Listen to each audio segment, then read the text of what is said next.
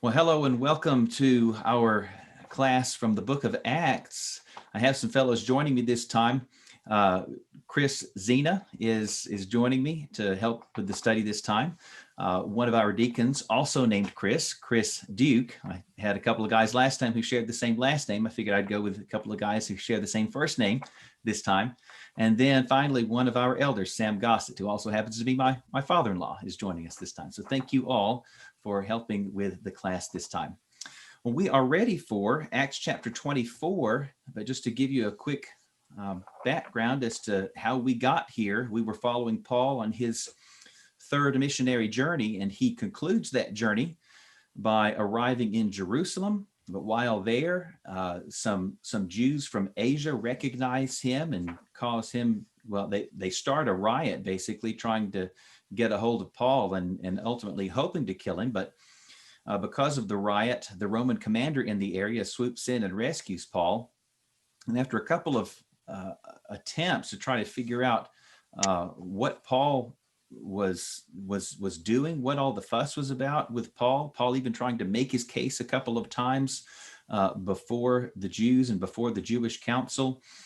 There's an attempt on Paul's life, or at least there's a plot to kill Paul. And so when the Roman commander hears about that, he very quickly dispatches Paul out of Jerusalem and up to Caesarea, which is where our story picks up here.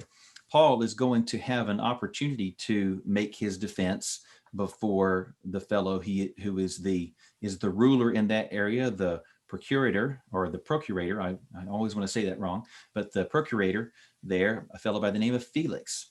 And keep in mind, this whole time, the Jews know why they don't like Paul. Paul knows why he doesn't like Paul, or why they don't like Paul. But the Roman commander who swept in and rescued Paul from being beaten to death, he was just trying to figure out what the problem is. What is their beef with Paul?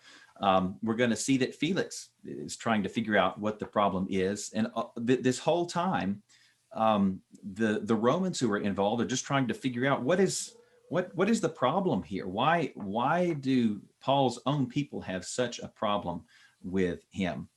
And so we'll move here into chapter 24, and we'll do these questions round robin style, the way we have in previous classes. And I've given the first question to Chris Zena. So Chris, tell us, as the hearing starts here and the Jews put forth their lawyer, this fellow by the name of Tertullus, what charges does he levy against Paul and even against the Roman commander, Lysias? And then how accurate are those charges? Well, it's everything he says is basically riddled with lies. I mean, he starts off by buttering the guy up. We love what you're doing here. You know, we love all this. We know that's not true. You know, the Jews didn't love Roman occupation, and then he lays out these accusations. Paul stirred up riots among the Jews throughout the world. He's a ringleader of the sect. He tried to profane the temple. Now, a couple of these are kind of twisted. They're twisted statements. It's not like he's completely wrong. There were riots everywhere Paul went. He didn't stir them up. He is kind of a leader of this sect, but as he gets to later, it's not so much a sect as it is. They believe the same thing that you do. It's not really a sect. It's kind of the fulfillment. And I didn't profane the temple. He corrects them all in his statement as we're going to go through. So he kind of points out all their lies. Yep, that's exactly right. The way I characterized it was that everything was at best prejudicial. At worst, it was an out and out lie. I love too the way he leaves things unsaid and hopes, of course, that Felix will come to the worst possible conclusion. He says he's a creator of dissension. Well, Felix doesn't care if Paul is even intentionally running around and starting arguments with his own people about things that have to do with their own law. But Tertullus doesn't clarify that statement. He says, he creates dissension. And so obviously he's hoping that Felix comes to the conclusion that Paul he's not just picking fights about some esoteric things. He's trying to stir up the Jews against the Roman government, of course, is what he's hoping that Felix will conclude from that. And it, as you say, that kind of thing is just all through these things. So then, oh, and by the way, now depending on your translation, you may not even see the charge that he lays against Claudius Lysias. Did you see that in yours, Chris? I first glazed over it when I made my notes because I was reading the English Standard Version, but because of your question, I went back to the New King James, and he makes that comment about him being violently taking them from the council, and it's like, that's just unnecessary. It's like, why would you feel the need to include that, besides maybe to bring pity upon yourself? Us poor Jews, we just want to have our own justice, and you're going to come in and rip him out. Yeah. So it is worthy of noting that that text is somewhat in dispute about the last half of verse 6 into about the first half of verse 8. Some manuscripts do not have that, but then assuming that text is genuine, the way he says he came in violently, and of course, just not true at all. I mean, did the commander come down and extract Paul from these people who were trying to beat him? Yes. Was there some force involved? I'm sure there was some force, but he makes it sound as if the Romans just came in and started killing Jews left and right in order to do this, and it just wasn't the case. So as is typical of lawyers, can I say that things presented very favorably for his own client and very prejudicially against the fellow that he's arguing against. Well, so moving on to question number 2, then how does, so we see the way, and you mentioned some of this, Chris, we see the way that Tertullus began his address, speaking in such buttery tones to Felix. How does Paul, our other Chris Duke, how does Paul's introduction differ? And I might even say, was one of these proper versus the other, Chris? That's probably a good way to put it. It's proper and right. Paul basically just cuts to the chase, so to speak. He is polite. He acknowledges that he is a ruler. He doesn't get into flattering words necessarily, because that would not be the truth, as Chris Zena has already mentioned, and we're going to find out later, I think, in one of the questions. Felix is not a good person. He's not a good ruler. The Jews, of course, do not like him. But regardless of that, Paul understands who he's before. This is a person in authority, and he recognizes that and addresses the fact that is the place that you're in, and I'm where I need to be to make my case. And in fact, I'm going to spell this out, and there is really no case against me, is what you'll find out. Whereas, as we've already mentioned, Tertullus is trying to persuade and to draw Felix by using flattering words. I think one of the places said it's divided out. There's almost as many flattering words as there is charges made for a lawyer to use that, and so that's pretty evident. Whereas Paul is very short and direct, and then gets into what he wants to say. So that's a pretty big difference there. Yeah, and something else, a thought that came to me as I was considering, I wrote these questions, but I answer my own questions for the purposes of this study. And something that came to me as I was considering the differences in the approaches of these two fellows. Paul he's not above rebuking somebody in authority. We, in the very last chapter, in fact, saw that when he started to make his address before the Jewish council, he barely got 10 words out of his mouth before the presiding official, the high priest, a ruler of his people, commanded him to be struck. I've always pictured it as in the face, but whatever it did, it interrupted him from being able to continue. And Paul is very quick to call him a whitewashed wall and say, God's going to strike you. Why does he not take that same sort of language here with Felix, as we've hinted at, and as we'll explore here a little bit more in a bit? As Chris said, he's not a good man. In fact, he's quite a corrupt man, quite a cruel man. Shouldn't Paul also be rebuking this fellow here? Well, there's something to be said, number one, just for being tactful and pragmatic when the fellow you're speaking to has his life in your hands.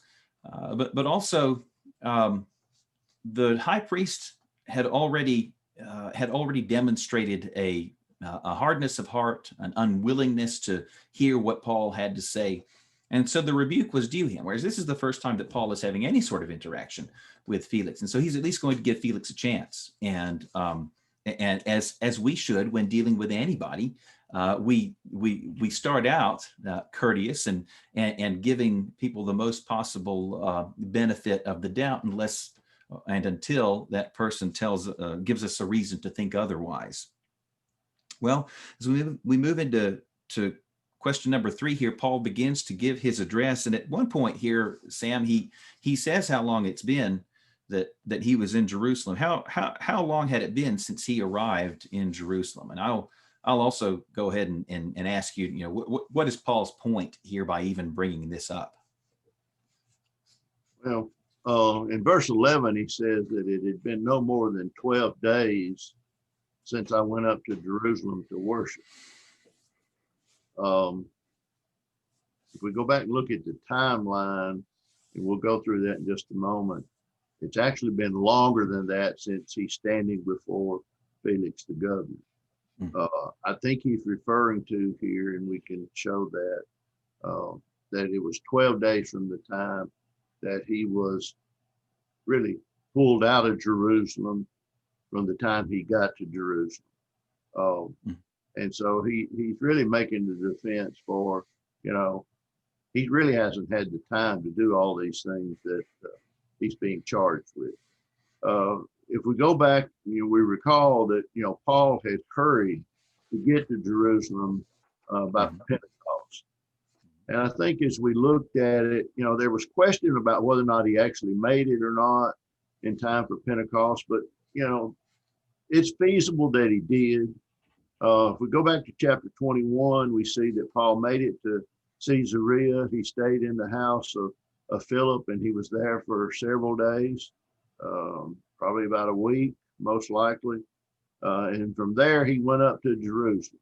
And so on the first day, after he parted Caesarea, he came to Jerusalem, and the brethren received him there. So that would be day 1.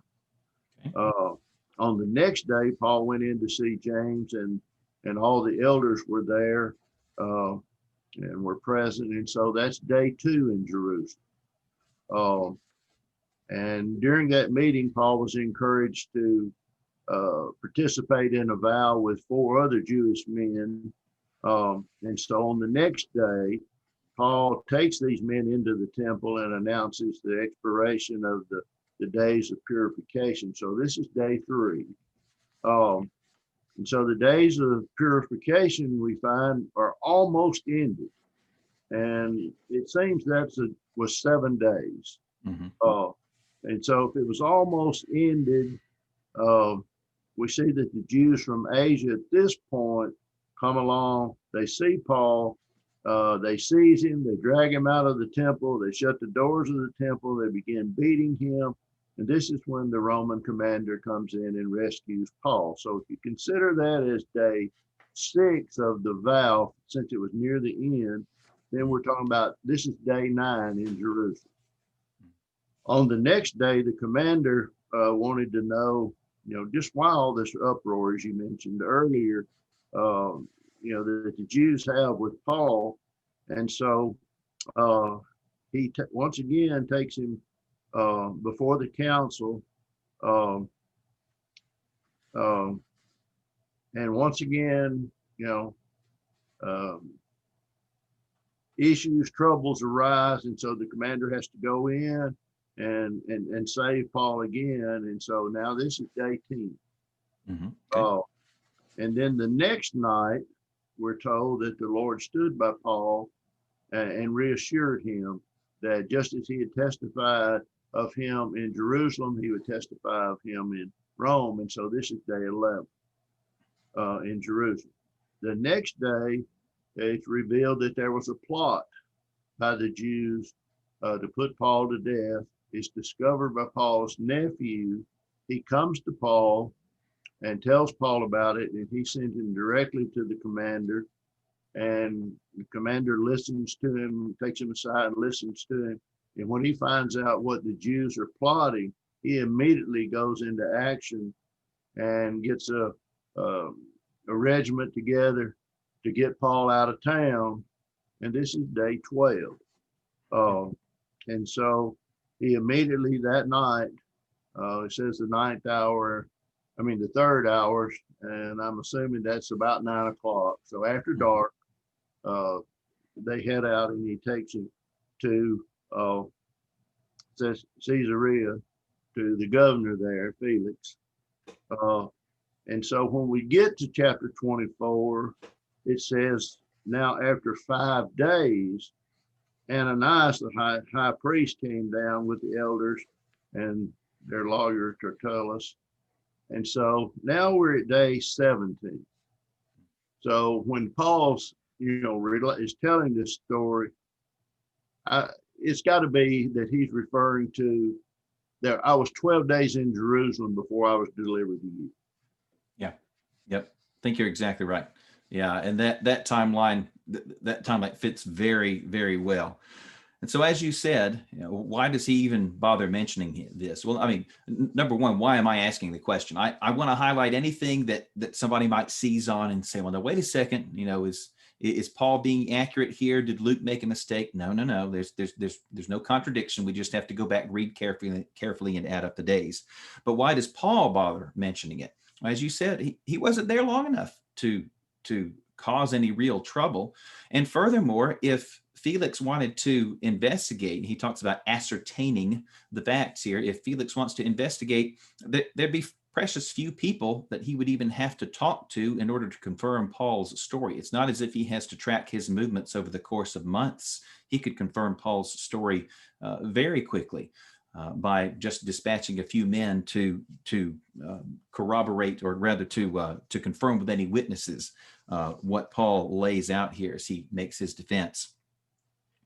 Well, in the course of examining Paul's his defense before the council here, back around to Chris Zena, you alluded to this already, but he makes mention of the God that he and the Jews both worship, the scriptures that he and the Jews both believe, and the hope, at least, that Paul and many, if not all of them, cling to. What do we find there? What are these things that the Jews and Paul all have in common, and why is he even making mention of this? I think he's trying to make mention of it because they view it as an enemy, right? Like, this is this guy is the enemy of us, and we're right and he's wrong. But I think he's trying to draw nearer to them and say, you think I'm a sect, you think I'm trying to take you down, but really, if you would come to me, you could be propped up in this kingdom. Maybe not in the same way that they were as Pharisees and leaders, but there's still plenty of leadership in the church. So I think he's trying to draw near to them in order to have an influence on them, and maybe put all this to rest. But obviously, he's saying, so the common hope we have is that we believe in the God of scriptures, of Abraham, Isaac, and Israel, of our nation, some patriotism going there. We're in this together. We believe in the same law and prophets, at least they say they do. Mm-hmm. If they did, they might believe in the way that he's talking about. And then they all believe they should, at least, in the resurrection, besides the Sadducees, the final hope of being judged, both the unjust and the just being judged. So. Yeah, and too, I like the way he puts that. You spelled out the fathers, but the God of my fathers. We're all of the same blood here. And it strikes me just how many times he uses that sort of language when he addresses them as brethren and fathers, or men and brethren, and he appeals to the or he refers to God as the God of our fathers, or the God of my fathers. So this is a very familial thing, and we all ought to be on the same page. Yeah, I don't know that either one of these is mutually exclusive to the other. You said that he's trying to get, or trying to appeal to them. Another thought that I had was he's simply, in making his defense before Felix, he's saying, look, there's no reason why should be stirring up trouble among my people, because we worship the same God, we believe the same scriptures, and we cling to the same hope. I am obviously not the problem here, because I love my people, and I love the God that they worship, and I have the same hope that we all have had for generations now. I am not the problem here.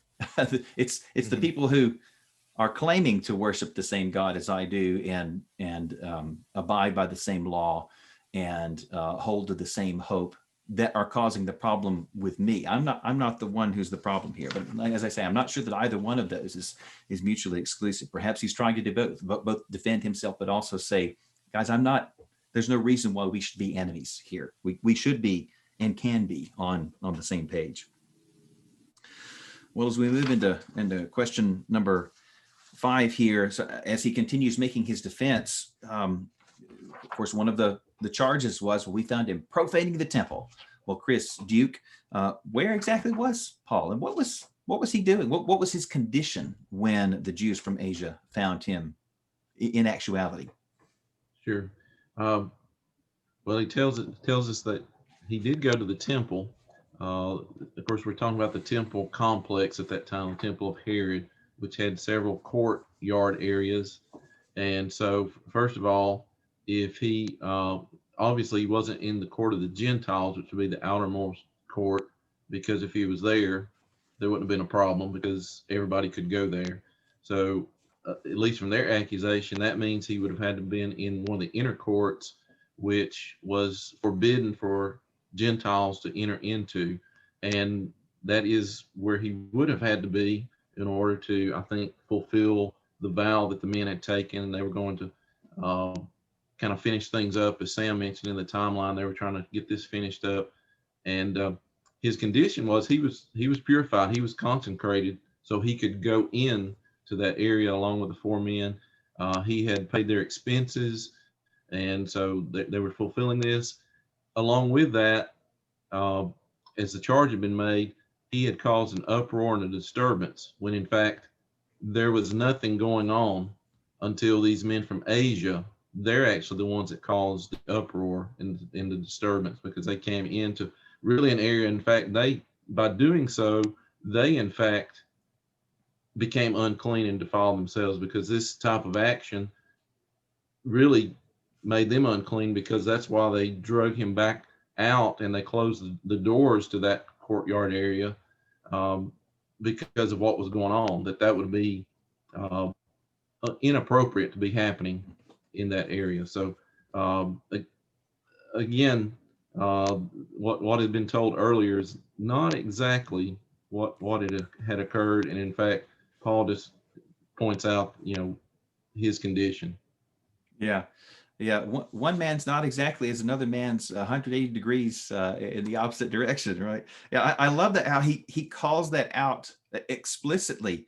They didn't find me disputing with anyone or inciting the crowd, either in the synagogues or in the city. So nowhere, not a single time, whether we're talking about in the temple or even outside the temple, was he inciting some sort of a riot. So I love how he just goes down the list of charges and he refutes them one by one. If he was going to be stirring up dissension among the Jews, whether it was with regard to their law or against the Romans, there'd have to be some witness of it at some point. And he says, you're just not going to find one.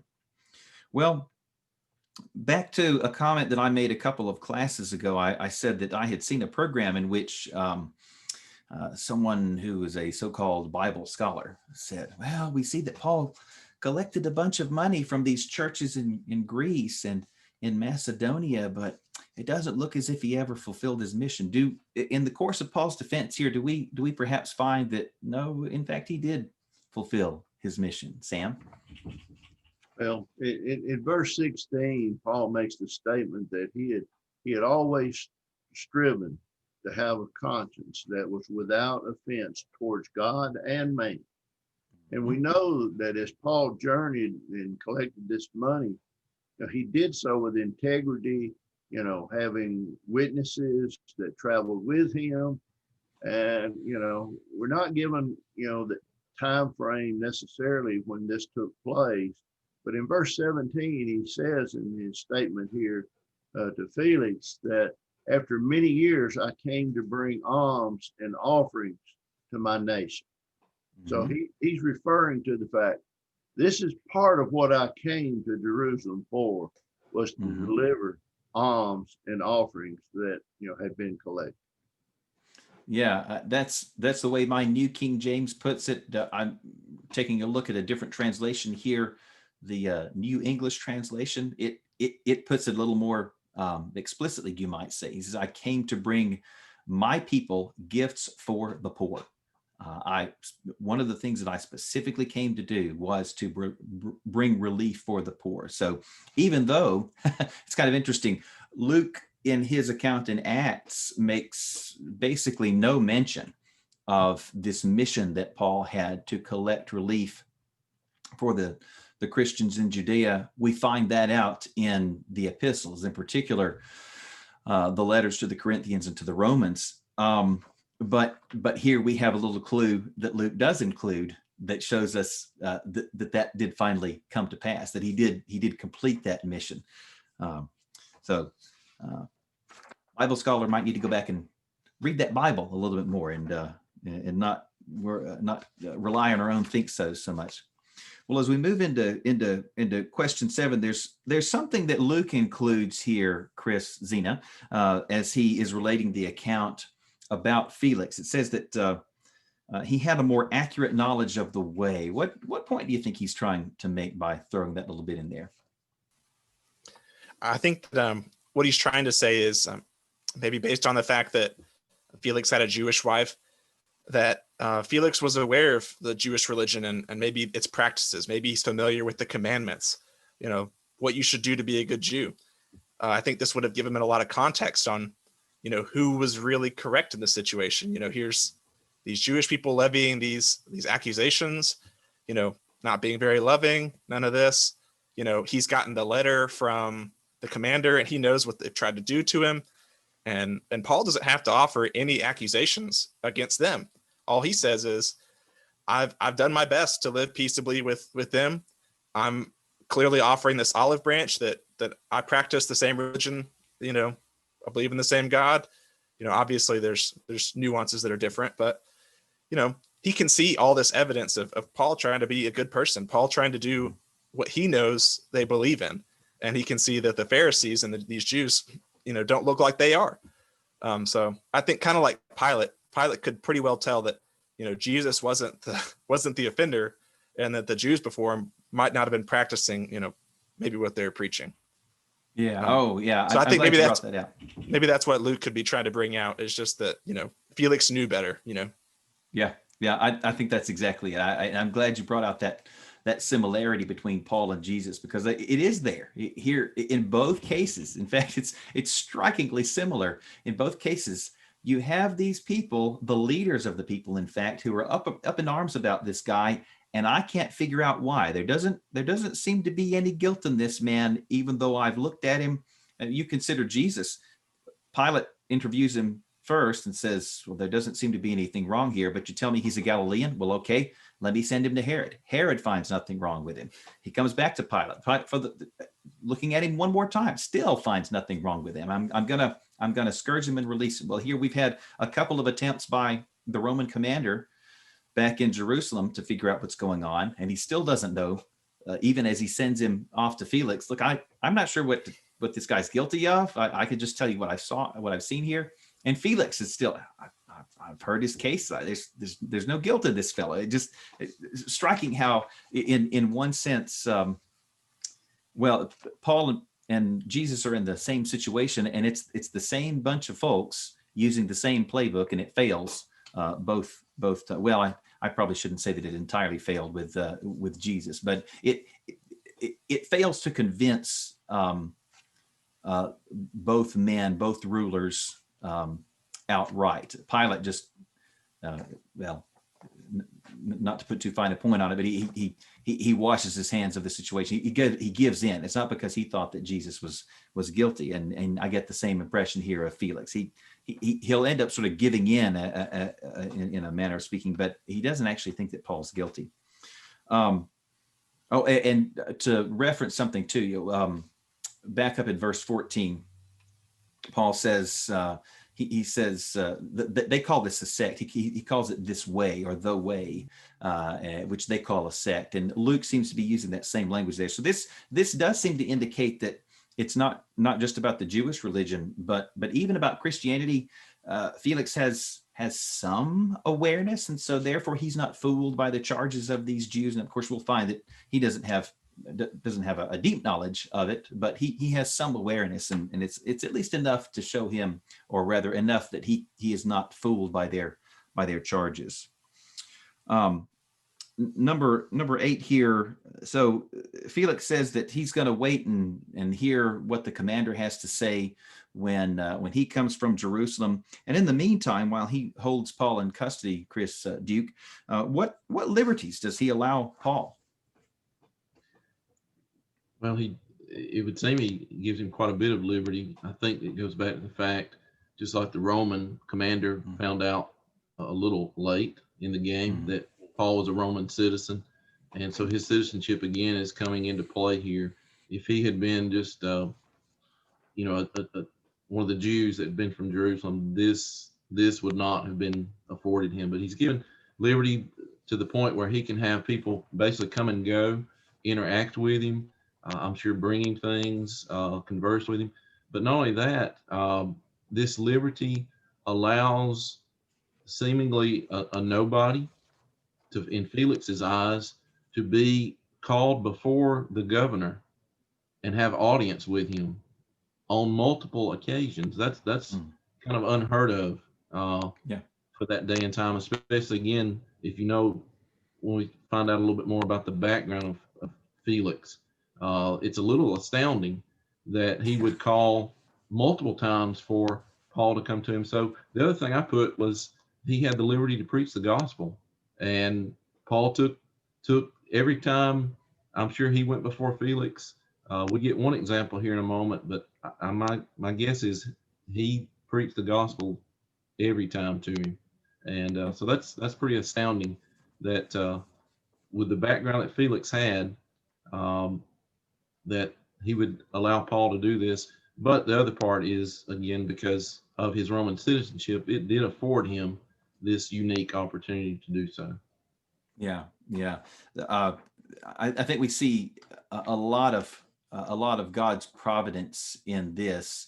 It's almost baffling that as we continue following this story, Paul is going to come closer and closer to Rome, and every step of the way he's sent on by somebody at the previous stepping stone, if you will, who just doesn't know what to do with him. I guess I'll send him on to the next guy is sort of the way here. Well, same thing with Paul's own heritage, his upbringing, his access to society because of his citizenship. Paul was a very useful vessel for God because of a number of things that came together in him. Not only his standing with the Jewish people and his education as a Pharisee by one of their most well-respected teachers, but then this citizenship opens doors to him that might not have been opened to Peter or to John. So that a lot of providential working, I think, in this one man, Paul. So as we've alluded to already, if you were just to read this passage, this account that Luke has here, and not know anything else from secular history, you might come away thinking almost the same way with Pilate, right?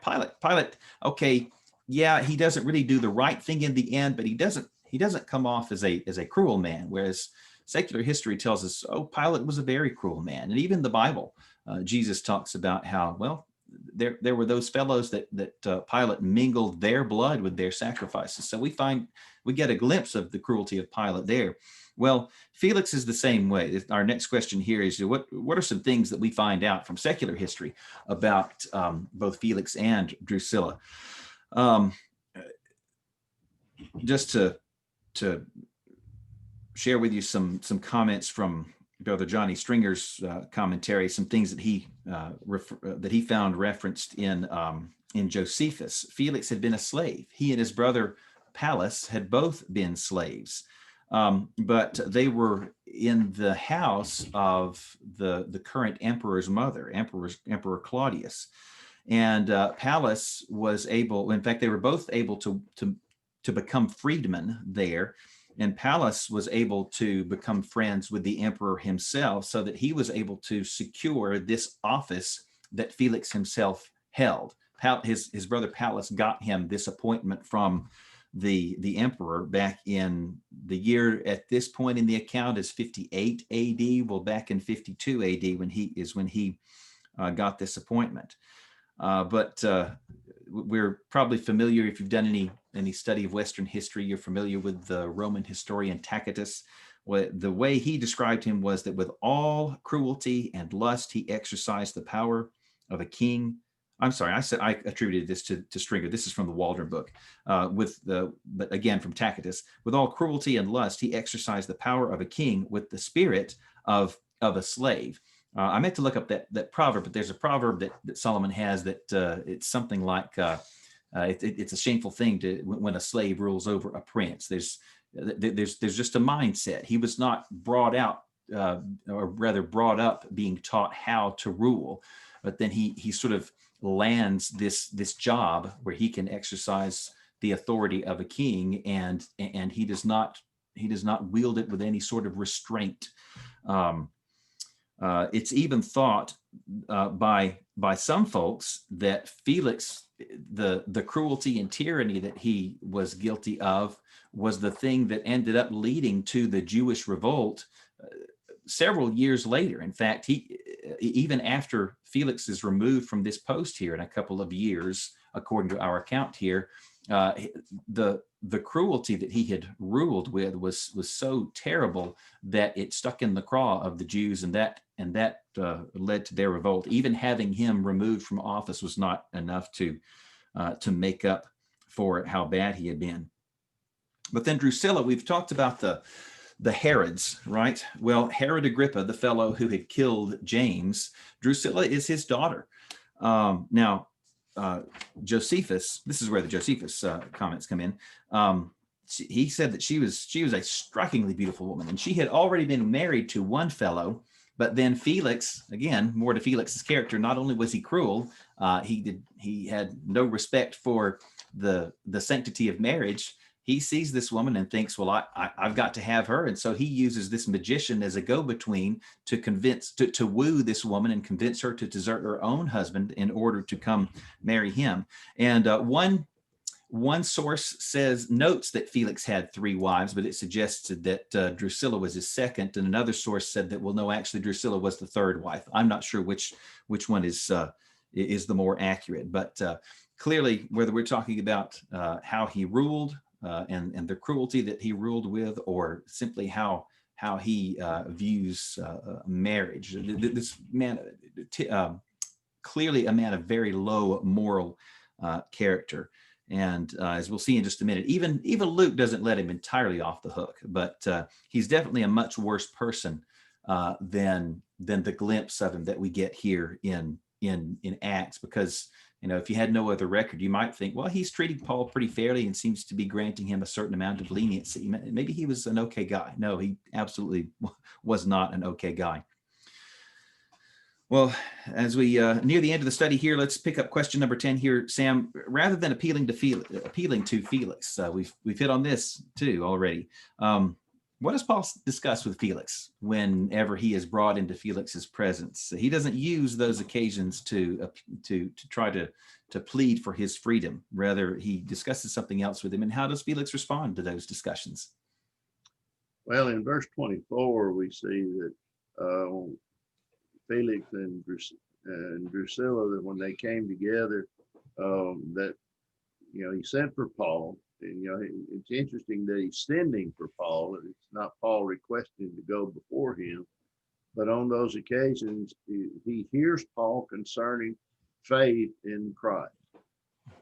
What is he talking about here? Well, if we go back to verse 22 that Chris talked about earlier, we see that Felix had some knowledge of the way.